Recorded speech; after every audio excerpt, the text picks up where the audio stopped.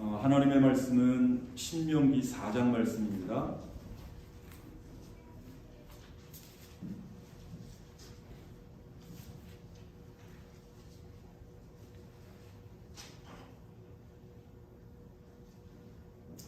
신명기 4장 32절에서 40절까지 말씀입니다.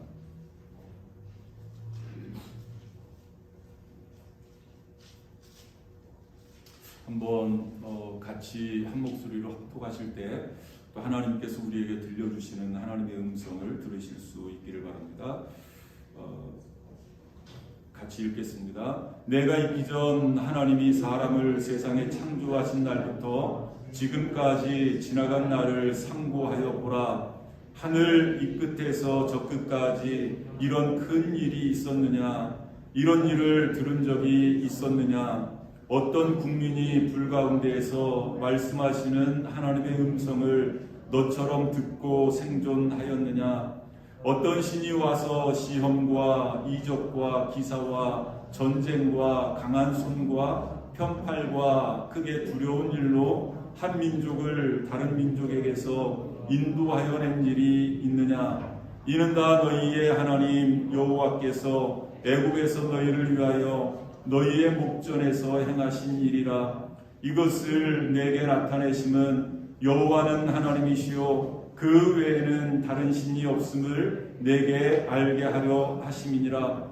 여호와께서 너를 교훈하시려고 하늘에서부터 그의 음성을 내게 듣게 하시며 땅에서는 그의 큰 불을 내게 보이시고 내가 불 가운데서 나오는 그의 말씀을 듣게 하셨느니라. 여호와께서 내 조상들을 사랑하신 고로 그 후손인 너를 택하시고 큰 권능으로 친히 인도하여 애굽에서 나오게 하시며 너보다 강대한 여러 민족을 내 앞에서 쫓아내고 너를 그들의 땅으로 인도하여 들여서 그것을 내게 기업으로 주려 하심이 오늘과 같으니라. 그런즉 너는 오늘 위로 하늘에나 아래로 땅에 오직 여호와는 하나님이시요 다른 신이 없는 줄을 알아 명심하고 오늘 내가 내게 명령하는 여호와의 규례와 명령을 지키라. 너와 내 후손이 복을 받아 내 하나님 여호와께서 내게 주시는 땅에서 한없이 오래 살리라. 아멘. 우리가 맞이하는 이 추수감사절은 구약의 절기인 수장절, 또 장막절, 초막절, 요 세 절기가 이제 같은 의미로 사용되어지는 그러한 절기인데요. 여기에 기원을 둔 절기라고 할 수가 있겠습니다. 그 이스라엘 백성들이 이제 가을 거지를 이렇게 다 끝내고 그 거둔 곡식을 창고에 이렇게 모아들인 후에 참 우리하고 조금 의식이 다른 것 같아요. 그렇게 가을 거지를 다 끝내고 곡식들을 다 모아들인 이후에 그 이스라엘 백성들은 광야로 나갔습니다. 아주 그 떼양볕이 이렇게 내리쬐는 그러한 광야로 나가서 거기에다가 천막을 짓는 거예요. 천막을. 그 편안한 아파트라든지 편안한 침대가 있는 그런 집을 벗어나서 광야에다가 그 집을 이 천막, 이 텐트를 치는 겁니다. 그래서 거기에서 일주일 동안을 생활을 하면서 하나님께서 어떻게 광야에서 우리를 인도해 주셨는지, 또 그 광야를 지나면서 우리를 어떻게 보호해 주셨는지, 그것을 묵상하는 그런 시간을 갖는 겁니다. 참 조금 우리와 좀 다르죠. 이 사실 우리가 추수감사주일 예배를 하나님 앞에 드립니다마는 이 추수감사주일에 대한 이 참된 의미가 많이 퇴색되어진 것 같습니다. 왜냐하면 사실 예전에는 지금은 이제 그 사회가 산업화가 되어지면서 이제 정보화 시대에 우리가 이렇게 살고 있습니다만은 예전에는 농경 사회를 우리가 살지 않았습니까? 그러면서 봄에 씨앗을 뿌리고 또 그 태양볕이 내려쬐는 이 여름을 이렇게 보내면서 그 곡식을 잘 이렇게 가꾸고 그래서 이제 가을 거지를 끝내고 이 하나님께 감사하는 거죠. 하나님께서 어떻게 이 홍수 가운데서도 이 태양볕 가운데서도 어떻게 하나님께서 때를 따라 돕는 은혜를 주셨는지 그것을 묵상할 수 있는 시간. 그러니까 여러분이 추수감사주의를 보내는 이 한 사람 한 사람의 마음이 이 얼마나 절실하고 얼마나 감사했는가를 우리가 잘 알 수 있습니다. 그런데 이 지금은 시기가 이제 시대가 변해서 뭐 그런 거를 우리가 이렇게 경험해 볼 수 없잖아요. 그러니까 어떻게 보면 좀 그 1년에 한 번 드리는 연례 행사로 이 추수감사주일이 조금 퇴색되어 버린 것 같아요. 그냥 요식행위 정도로 이렇게 좀 퇴색되지 않았나라고 그렇게 생각이 되어집니다. 그래서 오늘 저는 이 말씀을 준비를 하면서 우리가 이 감사절을 보내면서 이 참된 감사의 의미가 어디에 있는가, 또 어디에서 우리가 이 감사절의 참된 의미를 발견할 수 있는가를 한번 오늘 말씀을 통해서 살펴보려고 합니다. 다시 말하면 이 추수감사절을 맞이하면서 어떤 마음으로 우리가 이 감사절을 맞이해야 되는가, 그리고 어떤 마음으로 이 감사절을 보내야 되는가를 한번 오늘 말씀을 통해서 살펴보려고 합니다. 첫 번째는 이 돌이켜보라는 거예요. 생각해봐라. 너희가 지금까지 걸어온 그 길을 한번 돌이켜봐라. 그러면 하나님 앞에 감사할 수 있다는 거죠. 여러분 오늘 이 말씀을 여러분 들으시면서 한번 뭐 예배 시간에 이제 그것을 생각하면 예배에 집중할 수 없으니까 한번 집에 돌아가셔서 한 해 동안 하나님께서 나에게 베풀어 주신 은혜를 곰곰이 생각하는 겁니다. 여러분 기도할 때 말씀드렸습니다만은 당연하게 생각을 하면 감사할 수가 없습니다. 그리고 내가 미처 깨닫지 못한, 미처 생각하지 못한 은혜가 여러분 우리 삶 속에 곳곳에 숨어 있다는 것을 여러분 꼭 깨달으실 수 있기를 바랍니다. 이게 하나님의 은혜였었구나. 이때가 바로 하나님의 은혜였었구나. 그것을 깨달을 수 있다는 거죠. 그것을 감사하는 것이 바로 이 추수감사주의입니다. 여러분 이 신명기서 말씀은 그 이스라엘 백성들의 지도자인 이 모세의 고별 설교라고 할 수가 있겠습니다. 여러분 모세가 몇 세에 죽었습니까? 120세. 그러니까 120년을 살다가 하나님의 부르심을 받았는데요. 이 모세가 이제 마지막 하나님의 사명, 이스라엘 백성들을 이끌고 가나안 땅에 들어가는 것이 사명이었었는데 이 모세는 사실은 가나안 땅에 들어가지는 못했습니다.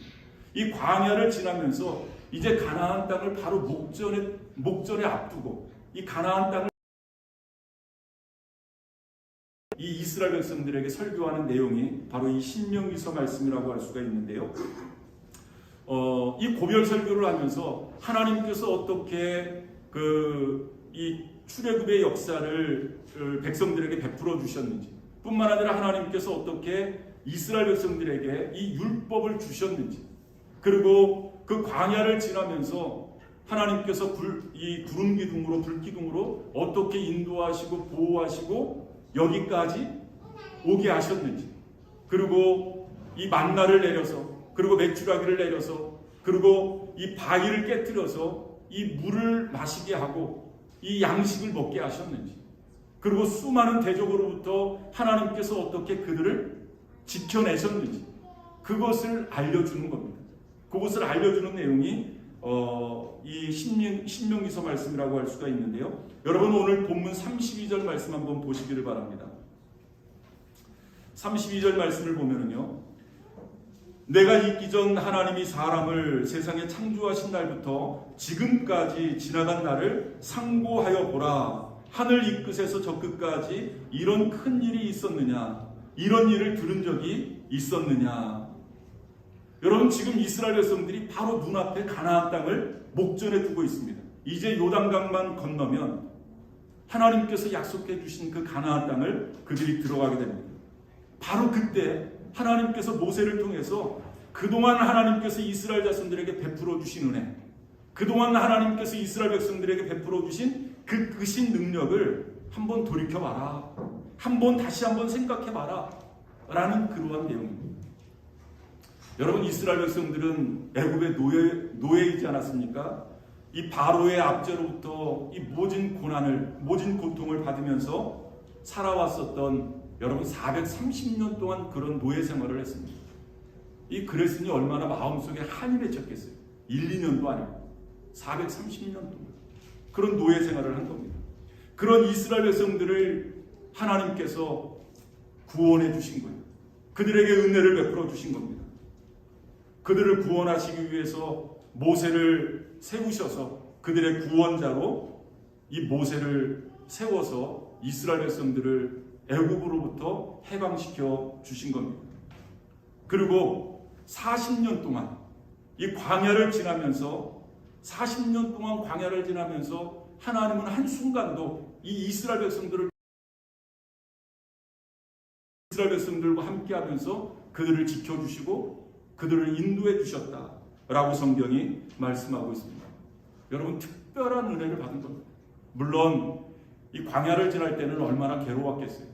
낮에는 이 태양 때문에 너무나 뜨거워서, 밤에는 너무나 추워서, 뿐만 아니라 이 광야의 그 야생 동물들, 짐승들, 그리고 이스라엘 백성들이 가나안 땅으로 들어가지 못하도록 방해하는 그러한 적군들, 이 얼마나 많은 방해를 받았습니까? 그런데 그런 가운데서도 하나님께서는 그들을 지켜주신 겁니다. 여러분, 40년 동안을 이 사막을 지나는데 먹을 것이 떨어지지 않는 겁니다. 여러분, 놀랍지 않습니까? 40년 동안 그 사막을 지나면서 목마르지 않게 그들에게 마시는 물을 준 겁니다. 여러분, 40년 동안을 그 광야를 지나면서 옷이 헤어지지 않도록 하나님께서 그들에게 그들을 지켜주신 거예요. 신발이 헤어지지 않았다라고 말씀하고 있습니다. 이 모든 것이 하나님의 은혜라는 거죠. 뿐만 아니라 가장 감사한 것은, 가장 특별한 은혜라고 할 수 있는 것은, 이 세상 어떤 민족도, 그리고 하나님께서 그들에게 율법, 여러분, 놀라운 은혜 아닙니까? 그리고 하나님을 예배하는 이 세상 열방의 이 대표적인 민족으로 이스라엘 백성들을 삼아 주신 겁니다. 이 모든 일들을 이 가나안 땅을 바로 목전에 두고 한번 상고해봐라, 한번 기억해봐라, 한번 되새겨봐라 라고 말씀하고 있는 겁니다. 그러면 하나님께서 어떻게 은혜를 베풀어 주셨는지, 하나님께서 이런 상황에서 어떻게 은혜를 베풀어 주셔서 그것을 잘 이겨낼 수 있었는지를 깨닫게 되어질 것이다 라는 말씀입니다. 여러분, 이 말씀을 우리가 이렇게 돌이켜보면 진정한 감사가 무엇인가를 우리는 알 수 있습니다. 여러분, 진정한 감사는 잊혀진 기억을 더듬어 찾아내서 생각해내는 겁니다.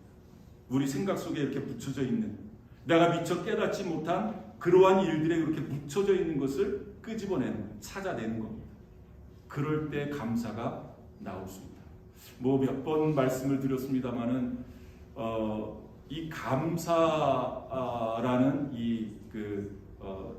thanks 하고 생각하다라는 think, 이게 어원이 같습니다. 같은 어원에서 생각하다 그리고 감사하다라는 말이 단어가 나온 겁니다. 그러니까 우리가 이 감사는 저절로 되어지는 것이 아니에요. 저절로 되어지는 것이 아니에요.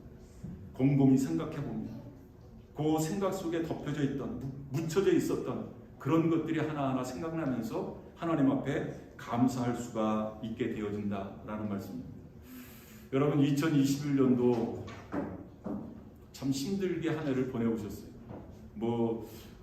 작년부터 시작되어진 이 코로나 바이러스 때문에 한 해 한 해가 정말로 힘든 그 순간순간이었으리라라고 생각이 되어집니다. 여러분, 그런 가운데서도 하나님께서 우리에게 베풀어 주신 은혜가 있다는 거죠. 그것을 한번 곰곰이 생각해 보실 수 있기를 바랍니다. 그리고 생각 속에 묻혀져 있는 것을 하나하나 이렇게 좀 끄집어낼 수 있기를 바랍니다. 그러면 이게 하나님의 은혜였었구나, 이게 하나님의 인도하심이었었구나, 그것을 깨닫고 하나님께 감사할 수 있다라는 그러한 말씀이죠.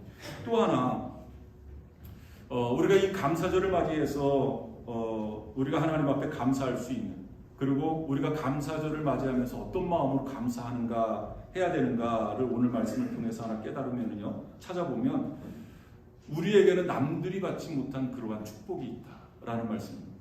여러분 오늘 본문 33절에서 34절 말씀 한번 보시기를 바랍니다. 33절에서 34절 말씀입니다. 한번 같이 읽어보겠습니다. 어떤 국민이 불 가운데서 말씀하시는 하나님의 음성을 어떤 신이 와서 시험과 이적과 기사와 전쟁과 강한 손과 편팔과 크게 두려운 일로 한 민족을 다른 민족에게서 인도하여 낸 일이 있느냐? 이는 다 너희의 하나님 여호와께서 애굽에서 너희를 위하여 너희의 목전에서 행하신 일이라. 여러분 그 33절 말씀 보면 어떤 국민이 그리고 어떤 신이 라는 말씀이 나옵니다. 이 말은 무슨 말이냐면 이 세상에서 어떤 민족도 너희처럼 하나님의 은혜를 경험한 민족이 없다라는 말씀입니다. 어떤 민족도 백성들에게만 축복이다라는 것을 강조한 말씀입니다. 여러분 34절 하반절 말씀을 다시 보시길 바랍니다. 이는 다 너희의 하나님 여호와께서 애굽에서 너희를 위하여 너희의 목전에서 행하신 일이라. 여러분 이 34절 하반절 말씀 보면 강조되어진 것이 너입니다. 너희. 누구의 목전에서 하나님께서 그런 은혜를 베풀어 주셨다고요? 너희의 목전에서, 이스라엘 백성들의 목전에서. 여러분 다른 민족, 다른 백성에게 베풀어 주신 은혜가 아니라는 거예요.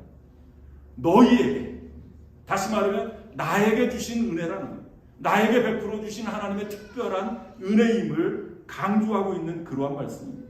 여러분 이 말은 무슨 말이냐면 하나님께서 오늘 나에게 베풀어 주신 은혜, 다른 사람이 아닙니다. 다른 가정이 아니에요. 뭐 다른 어떤 나라, 다른 민족이 아닙니다. 오늘 나에게 베풀어 주신 은혜, 그것을 묵상하고 그것을 생각해내고 그것을 감사하는 것이 바로 이 추수감사주의를 바르게 지내는 우리의 자세일이라고 생각이 되어집니다. 그것을 찾아내는 거죠. 여러분 우리가 왜 감사하지 못할까? 여러 이유가 있겠습니다만은 우리는 자꾸만 다른 사람들의 축복을 우리는 비교를 해요. 나에게 있는 것이 아니라 다른 사람들에게 내려진 그러한 축복을 자꾸만 비교를 하는 겁니다. 그것을 부러워하니까 자꾸만 원망과 불평이 있는 거예요. 물론 하나님께서 다른 사람에게도 축복해 주실 수 있습니다. 이 나와 다른 그러한 축복을 다른 사람에게도 내려주실 수 있습니다. 그런데 우리는 나에게 내려주신 것은 까마귀 잊어버리고 그것은 생각하지 못하고 다른 사람들에게 내려준 그 축복을 우리는 너무나 크게 보는 거예요. 그것만을 귀하게 여기는 겁니다. 그것과 비교하다 보니까 감사보다는 원망과 불평이 우리의 입술에서 나오지 않았나라고 생각이 듭니다. 여러분 이스라엘 백성들은 애굽 땅을 굉장히 부러워했습니다. 먹을 것도 많았고요. 그리고 강한 군대를 가지고 있었고요. 그러니까 성경이 뭐라고 이야기를 하냐면 너는 애굽의 말들과 병거를 부러워하지 말아라. 애굽의 군사력을 부러워하지 말아라. 다른 나라들이 너희를 쳐들어오면 도움을 구하기 위해서 애굽으로 내려가지 말아라. 왜? 내가 너희의 군대가 되어주리라. 하나님이 이스라엘 백성들의 군대가 되어주신다는 거예요. 하나님께서 이스라엘 백성들을 지켜주신다는 거예요. 그런데 이스라엘 백성들은 그것을 귀하게 여기지 못했습니다. 그것이 얼마나 큰 은혜인 줄을 알지 못했습니다. 그러니까 다른 나라들이 쳐다보면 쪼로로 애굽으로 내려가는 거예요. 도움을 구하기 위해서. 여러분 우리는 어떻습니까?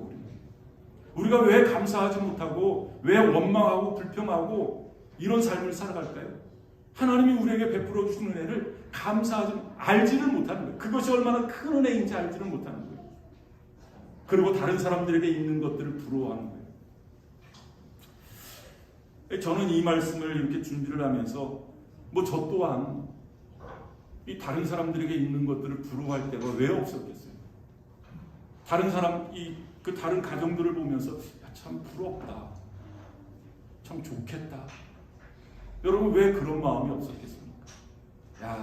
참 저 사람은 하나님의 은혜를 참 많이 받았구나, 참 부럽다. 특히 저는 목사이기 때문에 설교 잘하시는 목사님을 보면 너무나 부러워, 참 좋겠다. 그런데 돌이켜보면 제 입으로 그런 말씀을 드리긴 좀 그렇습니다만 다른 목사님들도 저를 부러워하더라고요. 다른 분들도 저를 부러워하더라고요.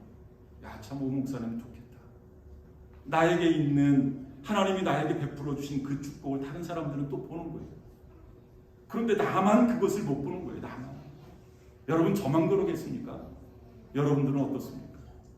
하나님이 나에게 베풀어 주시는 애가 분명히 있는데 우리는 그것을 보지 못하고 남들에게 있는 것, 남들이 가진 떡덩이, 그것이 너무나 크고 좋게 보이니까 감사하지 못하지.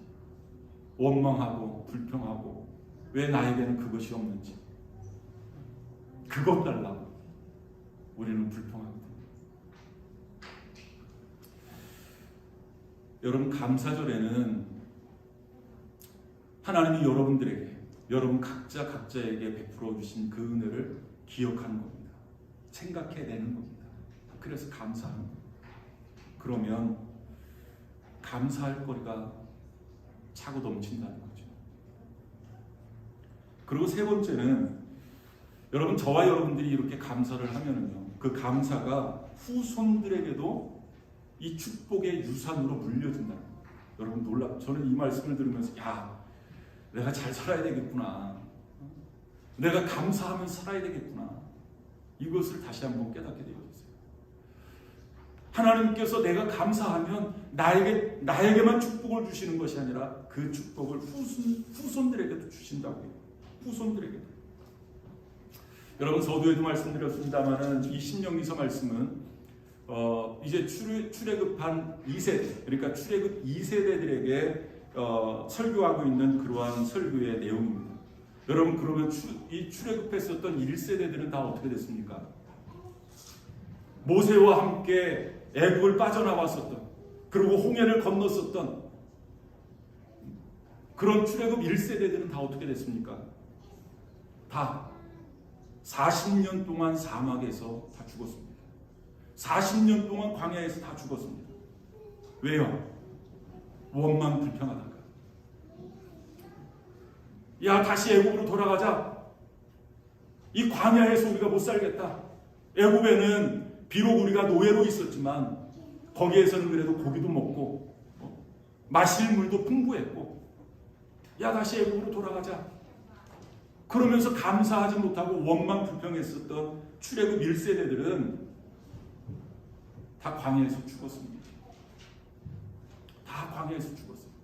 여러분 그 모습을 모세는 다 지켜봤잖아요. 모세는 자기가 데리고 나온 그 이스라엘 백성들, 출애굽 1세대들이 어떻게, 그리고 왜 이 광야에서 죽어갔는지, 사막에서 다 죽어갔는지 두 눈으로 똑똑히 목격을 했습니다. 여러분 그 이스라엘 백성들의 그 출애굽의 역사를 보면 이게 원망과 불평이 한도 끝도 없구나. 한 번 불평하기 시작하니까 이 너무나 작은 것까지 이 하나부터 10가지가 다 불만이에요. 이 원망과 불평이 나오기 시작하면 한도 끝도 없는 겁니다. 반대로 감사하면 이 감사도 한도 끝도 없이 감사하는 거예요. 아니 뭘 그런 걸 가지고 감사를 할 정도로 이 감사하시는 분들의 이 삶이나 이 언어 이 생활을 보면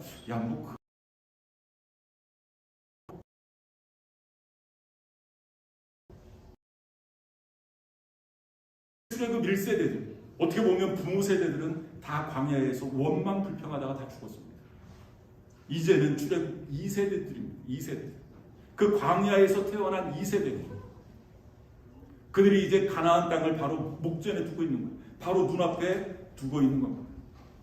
여러분 그들도 가나안 땅에 들어가면 하나님이 약속하신 땅이니까 거기에 먹을 것이 풍부하고 말 그대로 젖과 꿀이 흐르는 땅일까요? 여러분 그렇지 않았습니다. 거기에는 이미 가나안 원주민들이 진을 치고 있었고, 그리고 그 땅도 역시 척박한 땅이었습니다. 그들이 일구지 않으면 거기에서 열매를 거둘 수 없는 그러한 땅이었습니다. 그러면 출애굽 2세대들이 그 가나안 땅에 들어가서 원망하기 시작하면 한도 끝도 없는 거예요. 아니 하나님이 약속하신 땅이라고 했는데 왜 우리가 들어가서 전쟁을 해야 됩니까? 그 땅은 적과 꿀이 흐르는 땅이라며.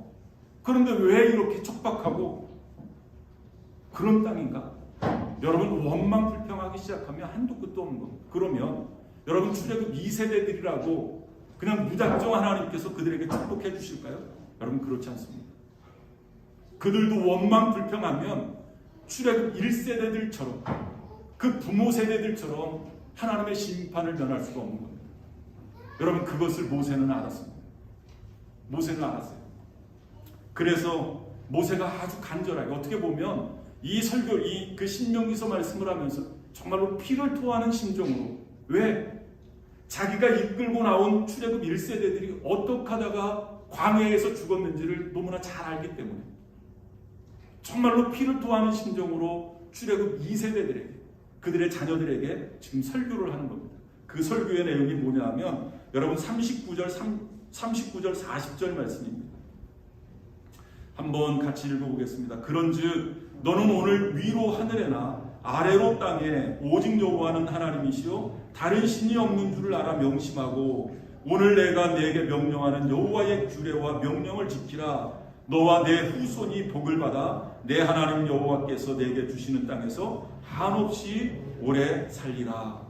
하나님의 명령과 규례와 법도를 철저하게 순종하고 살아라 라는 것을 출애굽 2세대들에게 모세가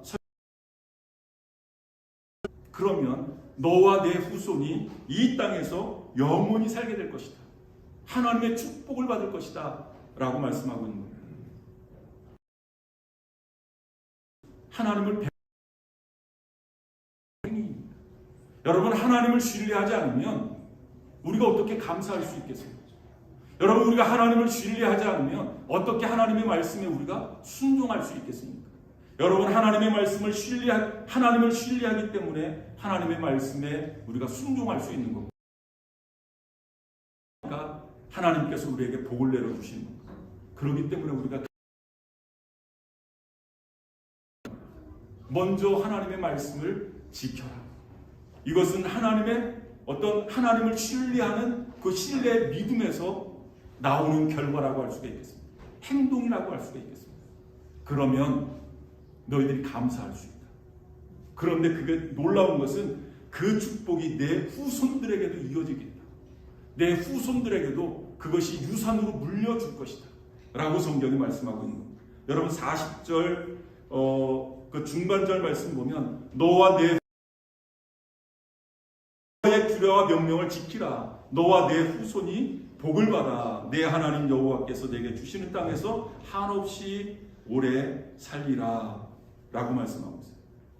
저는 이 말씀을 이렇게 준비를 하면서 저 또한 큰 도전을 받게 되어졌고 한편으로 막 이렇게 흥분되어졌어요. 야, 내가 그동안 감사를 뭐 한 30% 정도 이렇게 했다면 이제는 그 감사의 지수를 좀 올려야 되겠구나. 올려야 돼. 물론 내가 감사해서 하나님의 축복을 내가 받는 것도 중요하지만 나의 이 감사 생활을 통해서 그 감사가 우리 후손들에게도 이렇게 유산으로 물려질 수 있다면, 우리 후손들이 복을 받을 수 있다면 우리 부모님들도 감사의 지수를 좀 높여야 되겠다. 자녀들 보는 앞에서 원망하고 불평하지 말고 감사해야 되겠다. 그런데 좀 전에 말씀드렸듯이 그 감사는 거저 나오는 것이 아니라 하나님을 신뢰할 때, 하나님을 철저하게 믿을 때 우리가 하나님의 말씀에 순종할 수 있고 그 규례와 법도를 우리가 지킬 수 있고, 그러면 하나님께서 우리에게 축복해 주신다는 거예요. 그러면 그런 모습을 우리 자녀들이 보고 하나님께서 우리뿐만 아니라 나뿐만 아니라 우리 자녀들에게도 그런 축복을 내려주신다 라고 성경이 말씀하고 있습니다. 여러분, 오늘 이 말씀이 여러분들 마음판에 잘 새겨질 수 있기를 바랍니다.